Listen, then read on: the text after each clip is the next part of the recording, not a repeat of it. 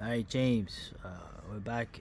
We're back east. We're more east than we were before. And we still have some questions uh, that we didn't get to.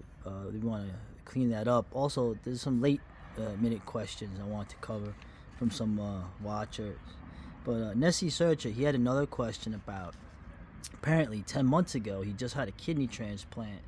So he's wondering about in terms of what you know of diet. Obviously, Rick would have been better for that, but we'll get to Rick again. And in terms of training, like physical training, trying to get back into shape, I believe he did karate. He wonders, is there any merit to at least doing karate exercises, or what is your opinion on this? As far as the diet goes, I've lived with a lady for 3 winters had who donated a kidney to somebody else 3 years ago, and she's done fine. She's done very well. She has to put strict limits on alcohol consumption, and she tries to only drink clear liquids. I'm lucky. Despite my own personal abuse, I have apparently perfect kidneys and liver, so I don't really have any knowledge there. But she walks 2 miles a day up a mountain. She takes care of the chickens. She's a farm lady. She's my age. You're younger than me. She's helped me dig ditches and build retaining walls, and that is since her transplant. Now, if you're older than 40 and you're recovering from any surgery or any injury, if you had these things in the past, you want to be careful about combat arts in a class setting. It doesn't really matter what it is. What you want, if you're a karate person, you want to pay for individual instruction in forms, and then practice them every day at home, in the mirror and not in the mirror, and then go back to your instructor and have him grade you. And don't worry about the sparring and the belt advancements. Just work up through the different forms.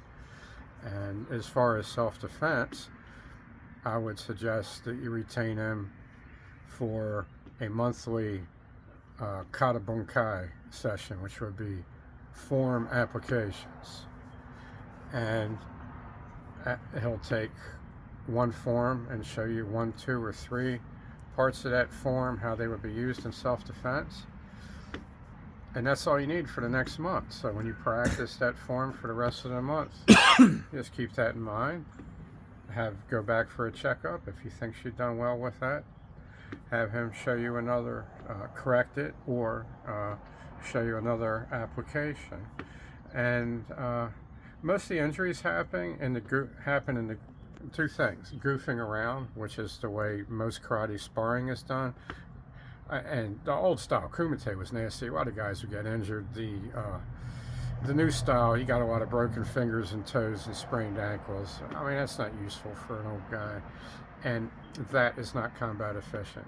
Traditional karate forms are much more efficient for self-defense or for fighting with weapons than karate sparring. No matter what style of karate, and even most styles of kung fu, the point sparring looks identical. It's like a generic nothing combat.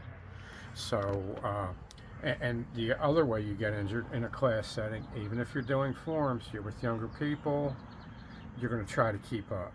And if you've got something going on because you're older, that's how I always got injured. I would get injured trying to keep up with other people. If I went to a yoga class instead of doing yoga on my own, I'd cripple myself looking around and trying to keep up with somebody else that was better than me. Yeah. Yeah, so that depends on your ego.